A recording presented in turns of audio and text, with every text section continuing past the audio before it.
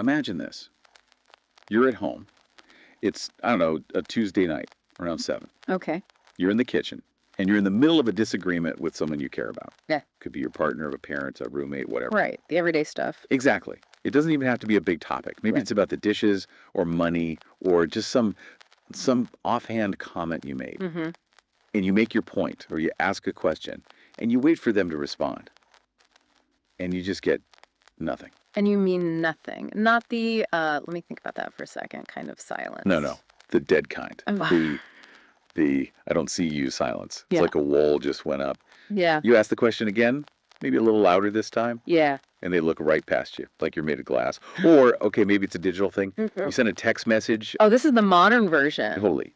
You see the little typing bubble pop up, Yeah. and then it vanishes. Agonizing. And then you see it, the little read receipt. So you know they saw it.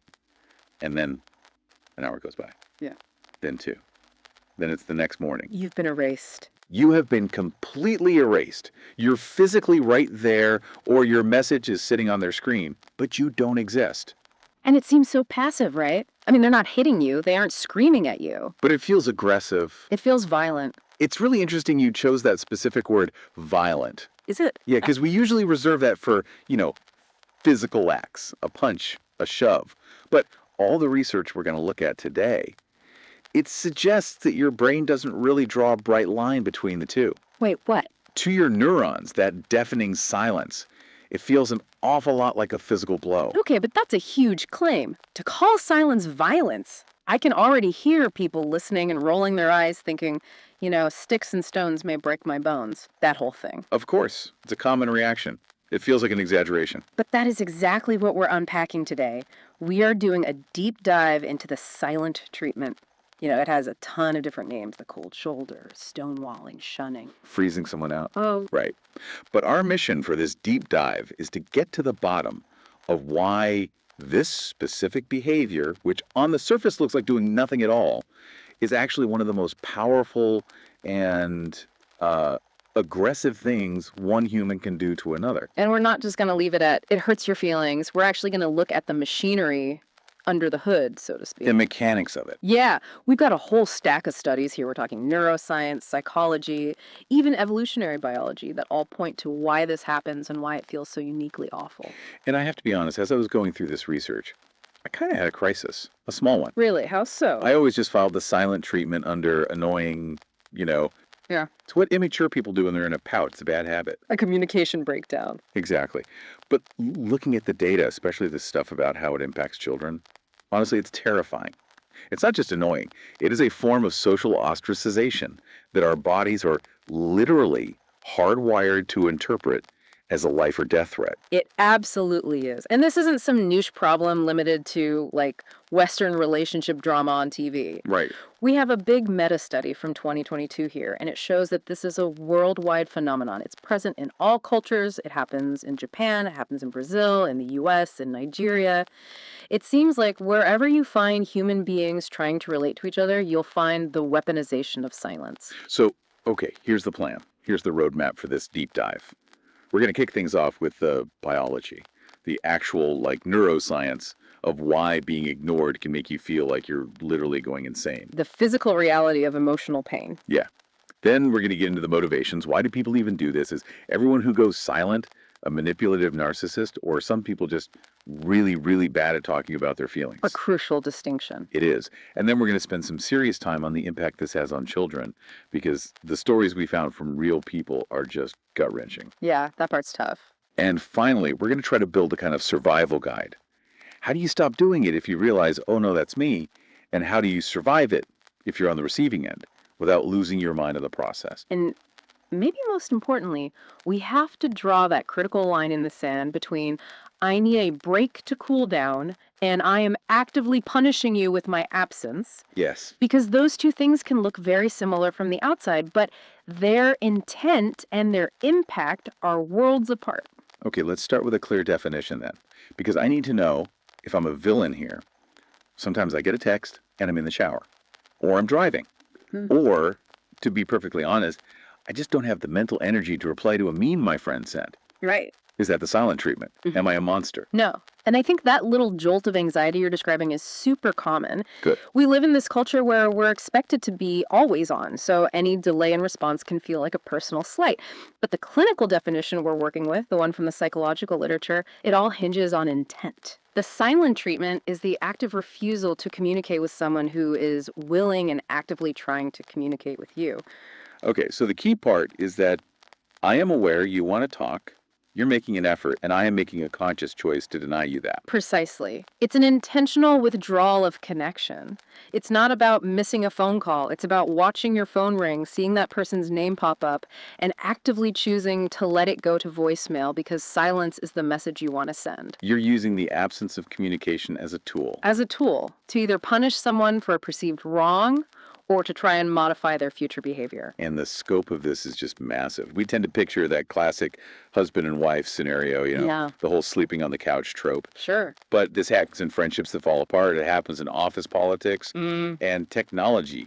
Wow, technology has really poured gasoline on this fire, hasn't it?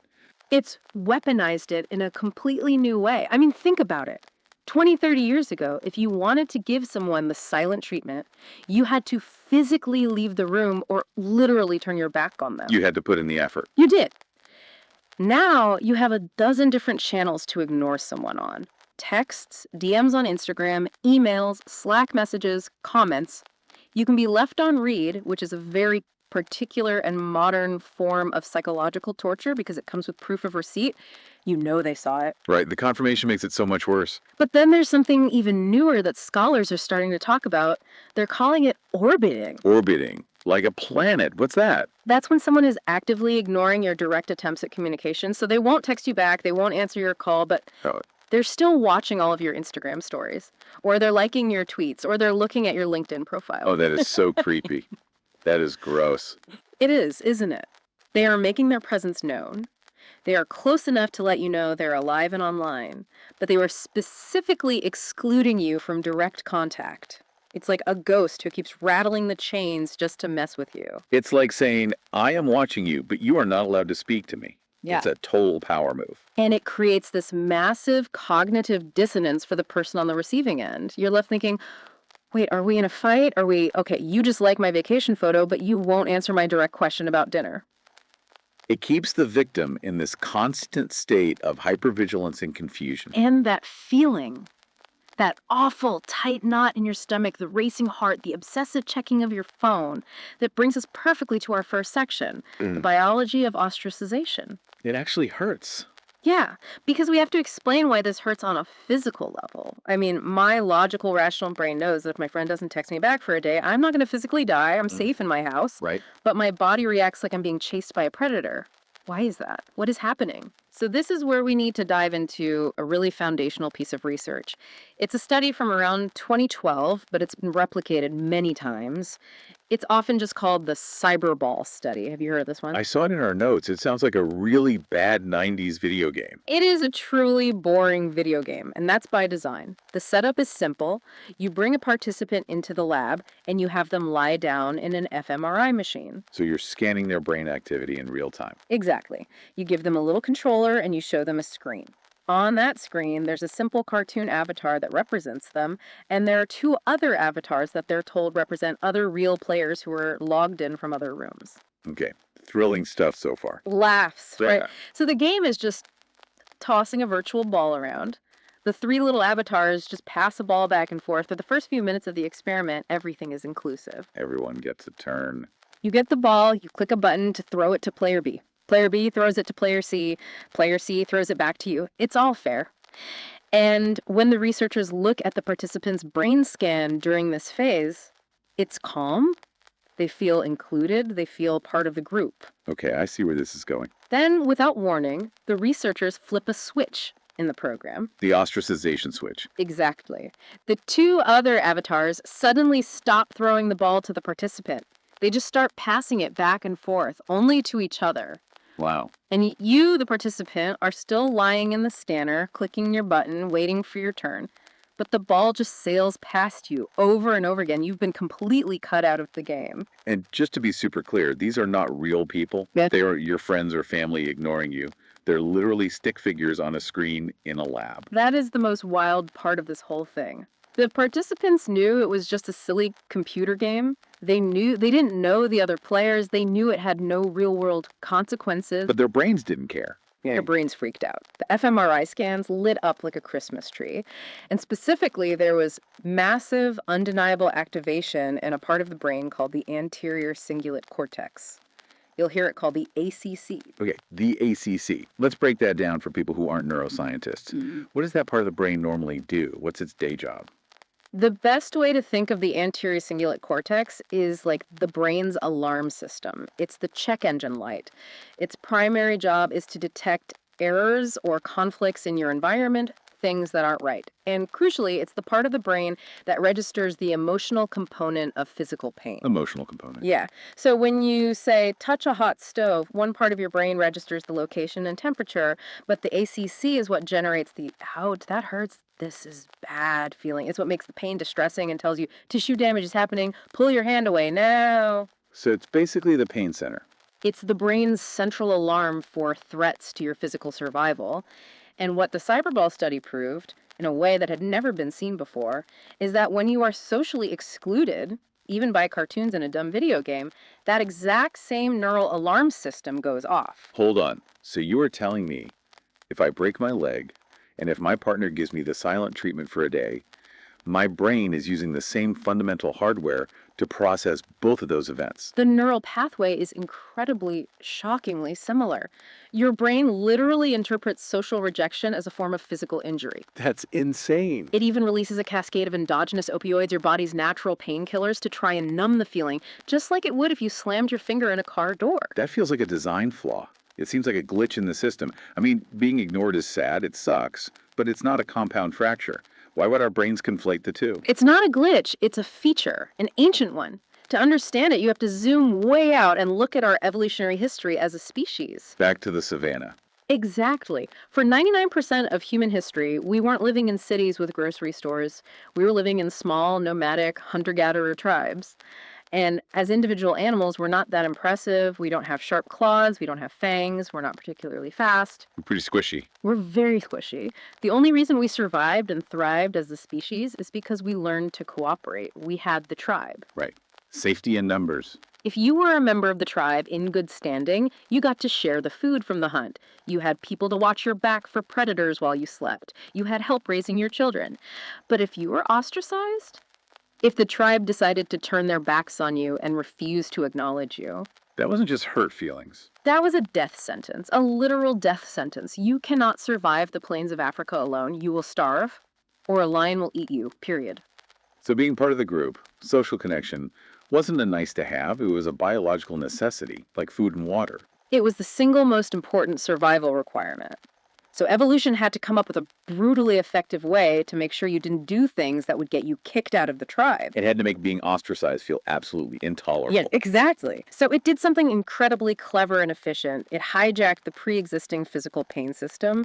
Evolution basically said, I'm going to make social rejection hurt as much as a physical wound, because then this organism will do anything in its power to fix the social rupture immediately. Wow. So that feeling of panic, that desperate, I have to fix this right now, feeling I get when someone is ignoring me, that is my inner caveman brain thinking a saber-toothed tiger is about to pounce because I'm alone. That's a perfect way to describe it. Your most primitive brain, your lizard brain, is screaming at the top of its lungs, warning, we're alone, we are vulnerable, reconnect with the tribe or we will die. And that's not just a feeling, it triggers a real physiological response. Oh, a massive one. It's the classic stress response. Your adrenal glands start dumping cortisol and adrenaline into your bloodstream. Your heart rate and blood pressure spike. Your digestion slows down. Your immune system actually suppresses itself because your body is prioritizing immediate survival running from the tiger over long-term health, like fighting off a cold. So if this is happening over and over, if you're in a relationship where you're chronically getting the silent treatment. The long-term health consequences are devastating. Right. We see studies linking it to a higher risk of heart disease, flare-ups of autoimmune disorders, chronic digestive issues like IBS, and severe sleep disturbances. Because your body never truly stands down. You're never in a state of rest and digest. You're always waiting for the next attack, for the other shoe to drop. You are stuck in a permanent state of fight or flight. But here's the problem. You can't physically fight silence, and you can't flee from it if you live in the same house and share a bed with the person doing it to you. So you just marinate in the stress chemicals. You do. Which leads us straight into the psychological toll. The sources we looked at use this really heavy phrase. They say it threatens the validity of a person's existence. That sounds like something out of a philosophy class. It does, but it's also psychologically precise. Think about it for a second. How do you know that you are real? I mean, really, truly know it. Because I can pinch myself. Oh, sure. But on a social level, you know you exist because I'm responding to you. When you speak, I answer. When you walk into a room, people look up. We act as social mirrors for each other, constantly reflecting and validating each other's existence. I see you, therefore you are. Pretty much. When someone gives you the silent treatment, they are taking away the mirror. They are looking at you, and their behavior is saying, you are not here, you do not matter, you are nothing. That's why it can feel like you're a ghost in your own home. Yes. And if that happens repeatedly, especially from someone whose opinion you value, the recipient starts to internalize that message. They begin to feel devalued, invisible, unworthy. If I am not even worth a response, then I must not be worth anything at all. And that can lead to a really dangerous spiral. A spiral of profound loneliness, isolation, and eventually clinical depression. And it also triggers a very specific and painful behavior that the research calls the begging response. Oh, God. I know this one. I hate to admit it, but I have absolutely done this. I think most of us have. Can you describe what it looks like, what it feels like for you? It's utterly humiliating. It's like in the heat of the moment, I know I'm right in the argument. I know my point is valid, but then the silence stretches on for a day, then 2 days. The pain builds. And it becomes unbearable. And suddenly I find myself apologizing for things I didn't even do, or for having feelings in the first place. I'm cleaning the whole house. I'm cooking their favorite dinner. I'm suggesting we watch their favorite movie.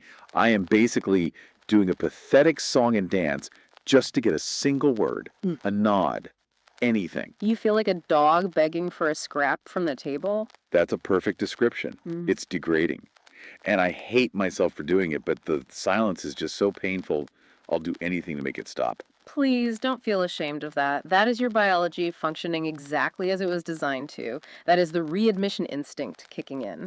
Your ancient brain is signaling submission to the tribe leader, so you'll be let back into the safety of the cave. So you're saying my brain is forcing me to debase myself for survival? The pain of the exclusion becomes so great that your brain decides sacrificing your dignity is a small price to pay to end the perceived threat of abandonment. But that's the whole problem. It rewards their behavior. They learn a very simple lesson. Hey, if I just go quiet for 48 hours, I get a clean kitchen, an apology for something I did wrong, and total control. It creates an incredibly powerful and destructive reinforcement loop for the person who uses silence. They learn very quickly that silence is power. Silence gets them what they want. Which brings us directly to the why. Who are these people who do this? Is it always a calculated, malicious act? Are they all evil masterminds sitting there stroking a cat and thinking, yes, I shall now break their spirit with my quiet disapproval? Laughs. Sometimes it can feel that way. Or is there something else going on? Because our research broke this down into 3 main categories of motivation, and they're not all malicious. No, not at all. And I think it's really important to try and humanize the perpetrator here, because in many cases, though not all, they are suffering too. Okay, so let's start with category 1, which you said is the most common, conflict avoidance. Right. This is the person who is not actively trying to hurt you. They are desperately trying to protect themselves.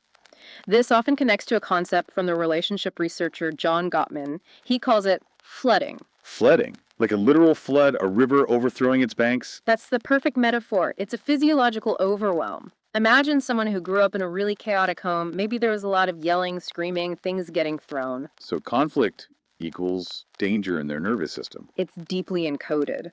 So now, as an adult, when their partner raises their voice even slightly or just brings up a tense topic like finances, their internal alarm system goes haywire. Their heart rate can shoot past 100 beats per minute. Their body is flooded with stress hormones, and the blood flow literally diverts away from their prefrontal cortex. Which is the logical thinking part of the brain. It's the part you need for rational conversation, for empathy, for problem solving, and it effectively goes offline. They cannot process complex language. They can't think clearly. So when they shut down and go silent, it's not a strategy. It's a system crash, Mm. a short circuit. It's a complete short circuit. They are freezing. It's the freeze response in fight, flight, freeze. Their thought process is simply, if I don't say anything at all, I can't say the wrong thing. I can't make this yelling worse. I just need to be still until the storm passes. But of course, to the person on the other side of that silence, it doesn't look like self-preservation. It looks like total indifference. It looks like they don't care. It's a tragedy of misinterpretation. You are on the outside yelling, "Why won't you answer me? Don't you care about this?" And they are on the inside staring at a wall because their internal circuit breaker has popped and they are physiologically incapable of responding in that moment. So they see their silence as keeping the peace, Mhm. and their partner sees it as abandonment. And both of them feel completely misunderstood and alone. Okay, that makes a lot of sense. What about category 2, selective topic avoidance? So this is a little more conscious, a little less of a physiological panic attack. This is the person who can be wonderfully chatty and fun and engaged about 90% of life. They'll talk about the new season of that show you both like. They'll talk about the kids' school projects. They'll talk about what to have for dinner. But the absolute second you bring up the thing, The forbidden the topic. forbidden topic. Maybe it's the growing credit card debt. Maybe it's their drinking habits. Maybe it's their overbearing mother-in-law. The second you mention it, a steel wall slams down. It's like a partition in their brain. It is. They will literally pretend they didn't hear you, or they will physically get up and walk out of the room. It's a complete refusal to engage with a specific slice of reality because that reality is just too painful, too shameful, or too overwhelming for them to face. And that must be maddening for their partner because it makes you feel like you're going crazy. Did I not just speak? Am I invisible when I talk about the budget? It's a powerful form of denial. Their logic is, if I don't acknowledge the topic exists, then maybe the problem isn't real. If a tree falls in the forest and I plug my ears, it didn't happen. Exactly. And then we have category 3, the dark one, the one we're all afraid of, punishment. This is the dark side of silence. This is silence used consciously and deliberately as a weapon. How is it different from the flooded person? Unlike the flooded person who is physiologically overwhelmed and panicked, the punisher is often eerily calm. They are in complete control. The silence isn't a meltdown, it's a tactic. This is where we get into things like narcissistic injury, right? Yeah, it's very often linked to that, yes. Wow. If you criticize someone with high narcissistic traits, or if you establish a boundary they don't like, or simply don't give them the admiration they feel they deserve, they experience that as a profound injury to their ego, An insult to their authority. a deep one. And their response is not to solve the problem, but to retaliate, to teach you a lesson. The silence becomes retributive. The internal monologue is, you hurt me by disagreeing with me, so now I'm going to hurt you back by removing my presence, my validation, my very existence from you, until you learn your place and come crawling back. It's entirely about power and control. 100%. And often they take a kind of cold pleasure in it. They are watching you squirm. They enjoy seeing you get anxious and upset. Your begging and apologizing restores their sense of superiority and control over the dynamic. That is just chilling. It's so calculating. It is. Okay, we're going to talk about abuse specifically in a little bit, but I want to circle back to something really practical because I feel like there's a danger here. What's that? We're sitting here telling everyone that silence is bad, that it's a weapon. But I can just hear someone driving their car right now screaming at us, wait a minute, sometimes I need to shut up.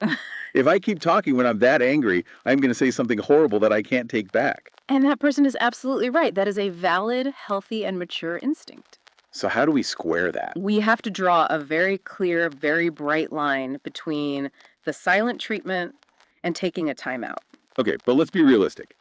In the middle of a screaming match, who actually sounds like a relationship therapist?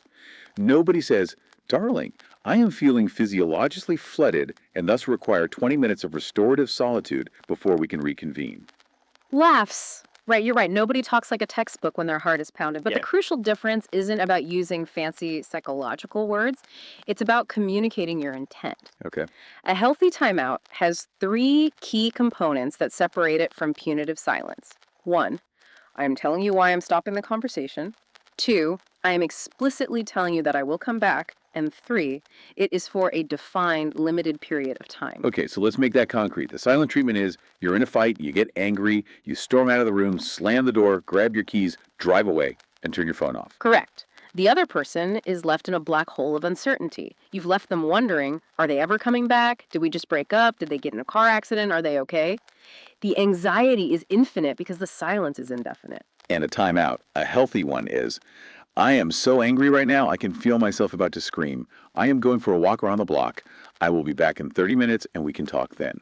Exactly that. Yeah. Even if you have to shout that sentence as you're walking out the door, even if you aren't polite about it, you have given the other person a critical piece of information, a safety line.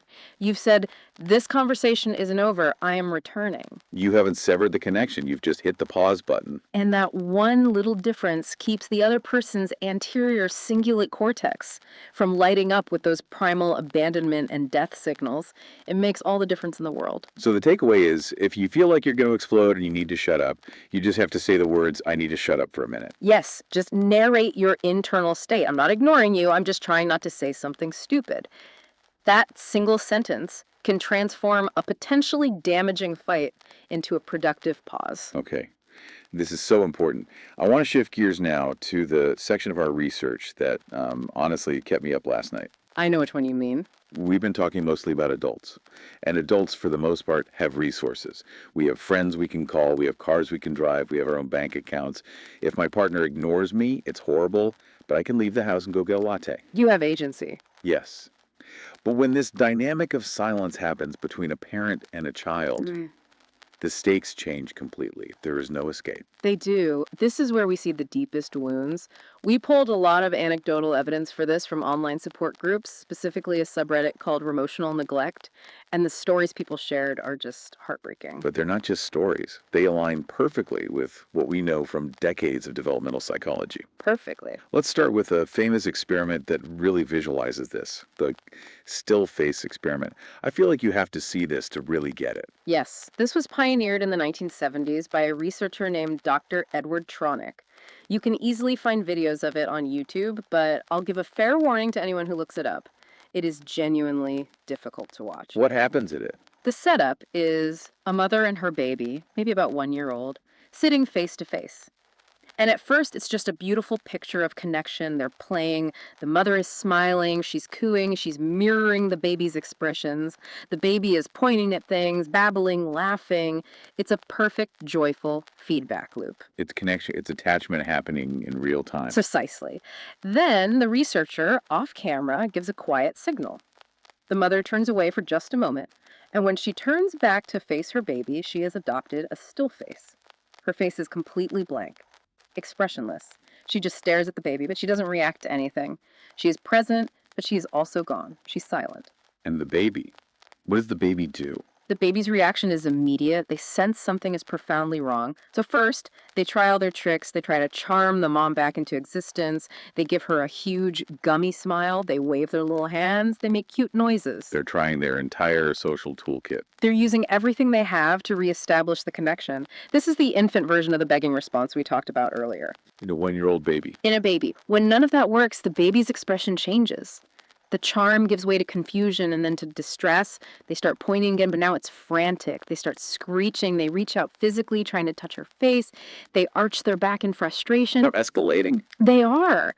And within about 2 minutes, just 120 seconds of the silence, the baby completely collapses. They dissolve into uncontrollable, heart-wrenching sobs, and then they withdraw. They avert their gaze, turn their head away, and just curl up. Yeah. They enter a state of utter despair and hopelessness. 2 minutes. Oop. 2 minutes, and the baby's whole world falls apart.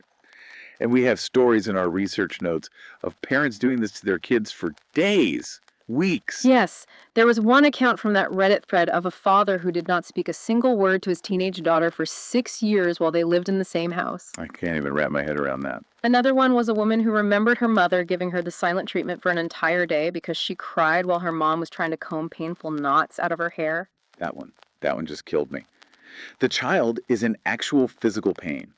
And the parent's response is to punish the expression of that pain with complete abandonment. What on earth does that teach a child? It teaches them two devastating, soul-crushing lessons. The first lesson is, my feelings are dangerous. The child learns that if they express need or sadness or anger or pain, the price is the loss of their parent. The loss of love.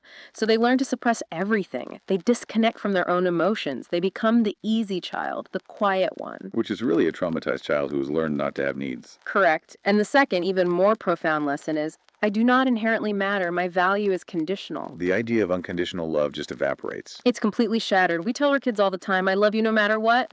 But the silent treatment sends the exact opposite message. It says, I love you only when you are pleasing me. If you are difficult, if you are sad, if you are in my way, you cease to exist to me. And we have to bring back that lizard brain concept again. For an adult, this is psychologically damaging.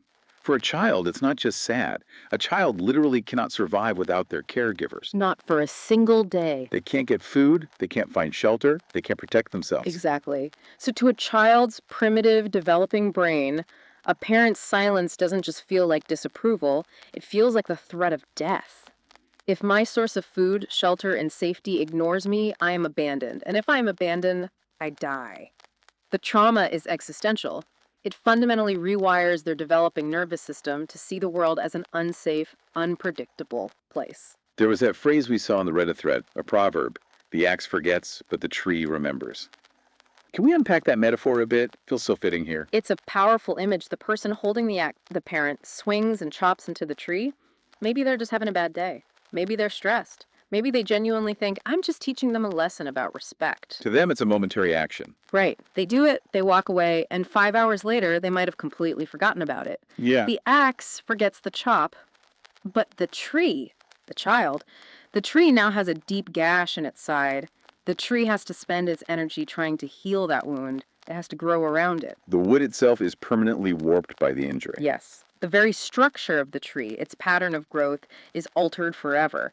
In adulthood, these trees often grow up to have what psychologists call a disorganized attachment style.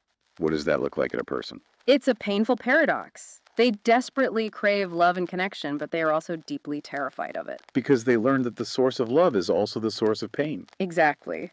They learn that the very person who is supposed to love and protect you is also the person who has the power to erase you at any moment. So as adults, they're caught in this push-pull. They either become terrified of intimacy and avoid it at all costs, or they become what we call fawners. Fawners, like a deer in the headlights. Kind of. It's a trauma response where you become an obsessive people pleaser. You learn to have zero boundaries. You apologize for existing.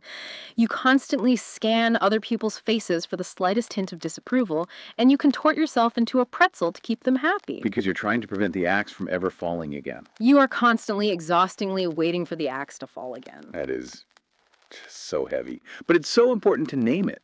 Because I guarantee there are people listening right now having a light bulb moment, realizing, oh my God, that's why I do that. That's why I can't handle it when my boss seems annoyed with me. Awareness is always the first step to healing the tree. You can't start to heal the wound until you acknowledge that it's there and that it wasn't your fault. So this all leads to the big, unavoidable question. Let's talk about the line. When does this behavior cross from being just bad parenting or a bad communication habit into actual diagnosable abuse? Right. Because the sources we reviewed, places like Psych Central and Medical News Today, they did not mince words. They explicitly called it a form of emotional abuse.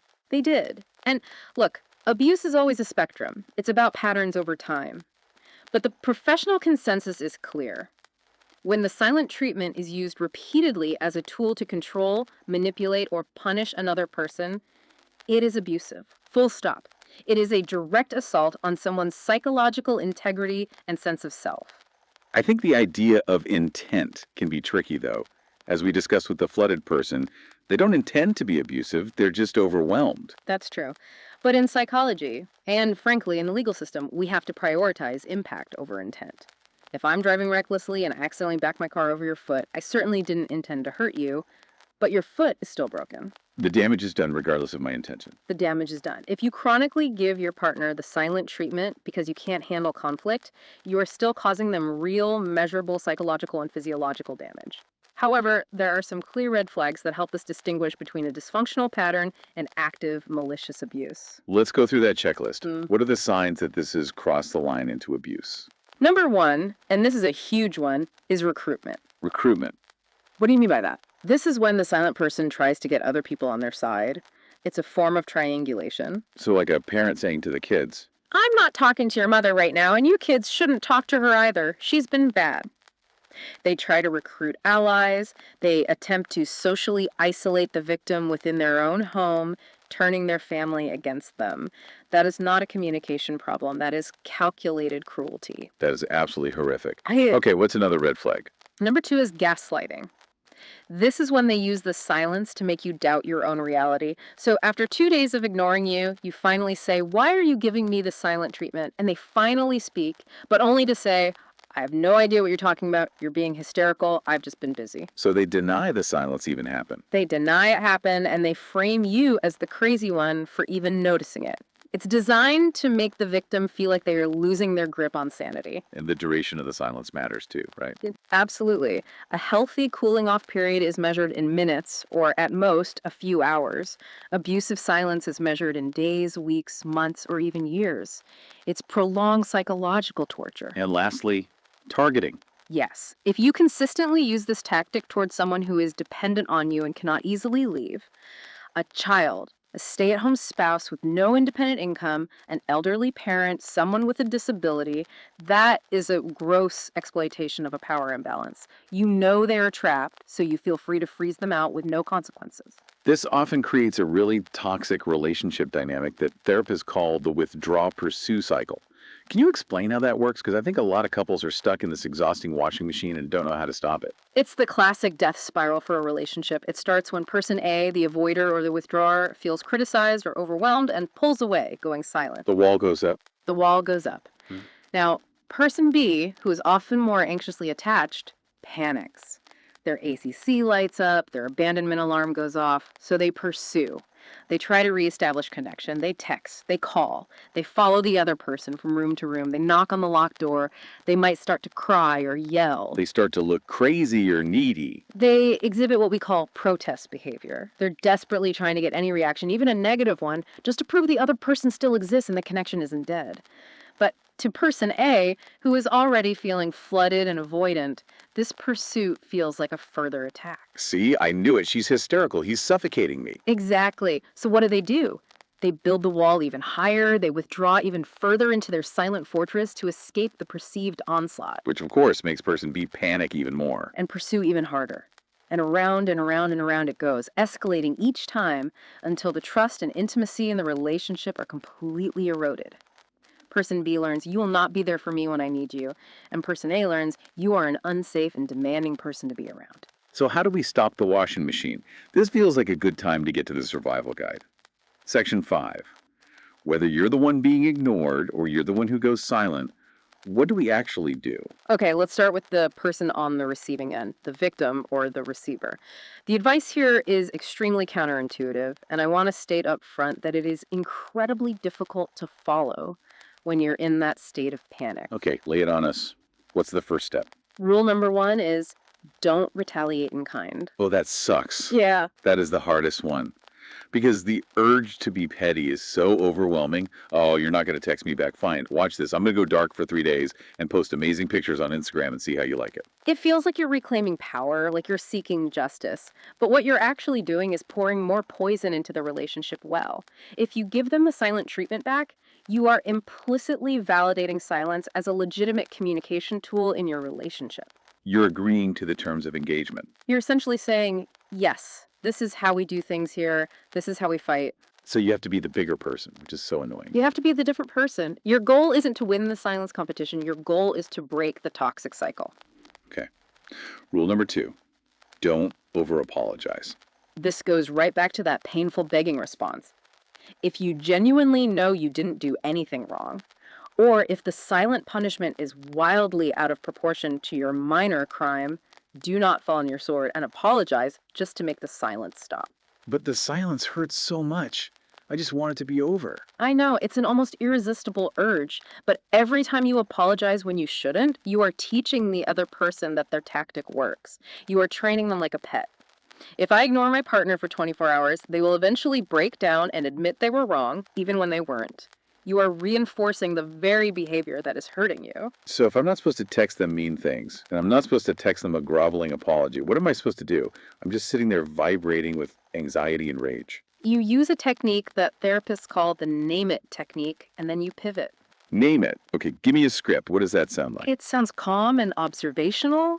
You state the reality of the situation without accusation. You say, in a neutral tone, I'm noticing that you're not responding to me right now. Or, I can see that you've gone quiet. That sounds almost too simple, too obvious. It is, but it's powerful because it drags their hidden tactic out into the open light. You are refusing to play the game. You are now commentating on the game from the sidelines. Then you might add something validating, like, I'm guessing you're upset about what happened earlier.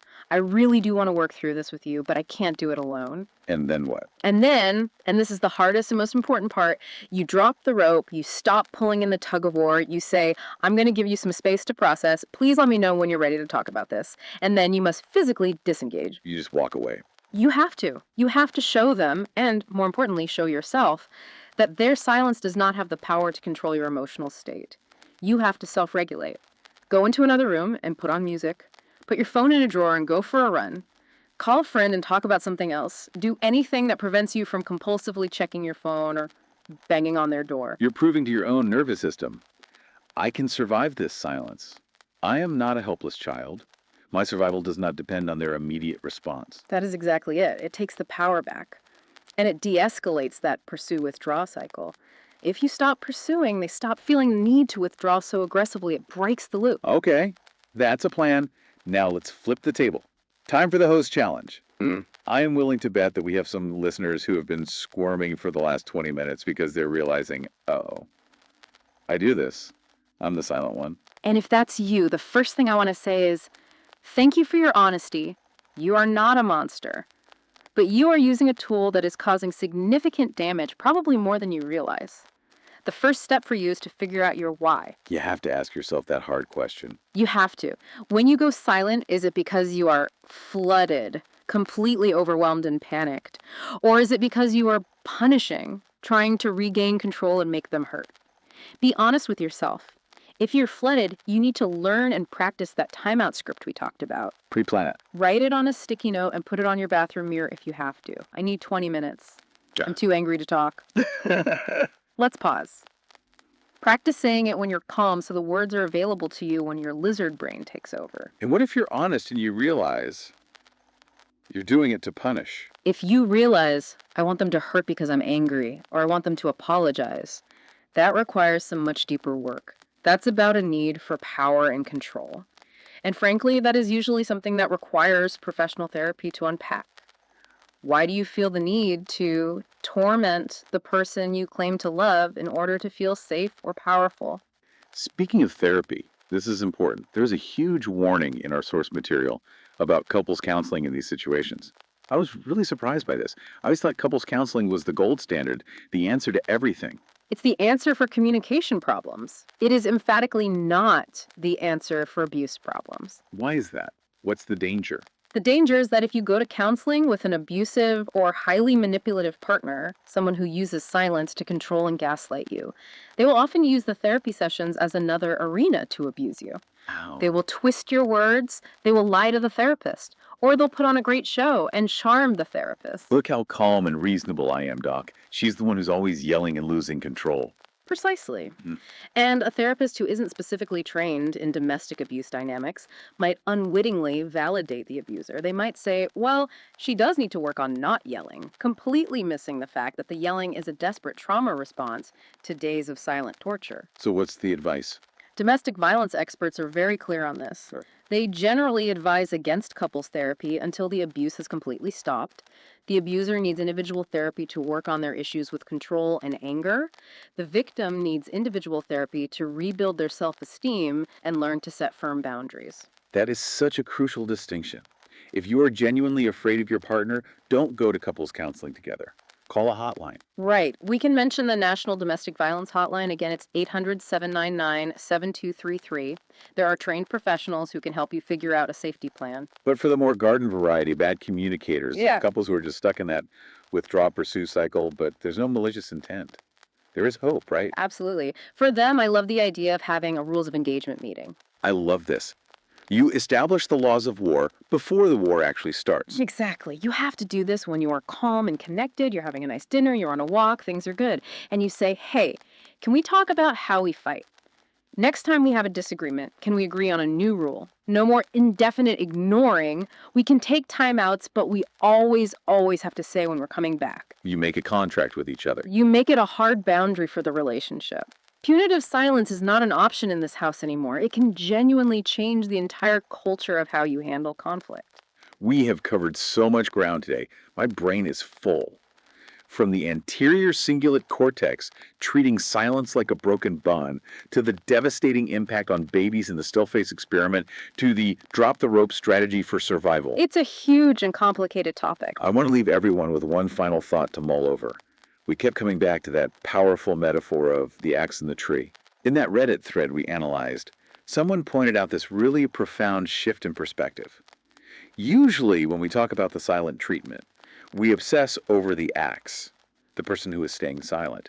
We analyze them, we worry about them, we try to figure out how to please them, we grant them all the power because they're the ones controlling the flow of information. But our focus needs to be on the tree. Exactly. The tree, the person on the receiving end, is the one who is forced to do all the growing. The axe strikes and then it leaves. The axe forgets the chop. But the tree has to live with the wound. It has to grow around that damage. The injury changes the shape of its bark. It changes the direction of its branches for the rest of its life. And that new growth can be resilient, absolutely, but it's also distorted by the initial trauma. So the final question for everyone listening is this. Are you wielding the axe in your relationships without realizing the permanent marks you're leaving? And if you're the tree, how are you going to grow from here? Because you can't always make the axe stop swinging, but you can choose where you direct your growth. You can choose to grow towards the sunlight, away from the shadow of the wound. You can learn to put up a strong fence around the tree. Exactly. Boundaries are the fence. That's beautifully put. Thank you for diving deep with us today. This was a heavy one, but I feel like it was a really necessary one. I agree. Break the silence, everyone. Even if it's just to say, I can't talk right now, that one sentence makes all the difference in the world. Communication is always the antidote. We'll see you on the next deep dive. Take care of your brains out there.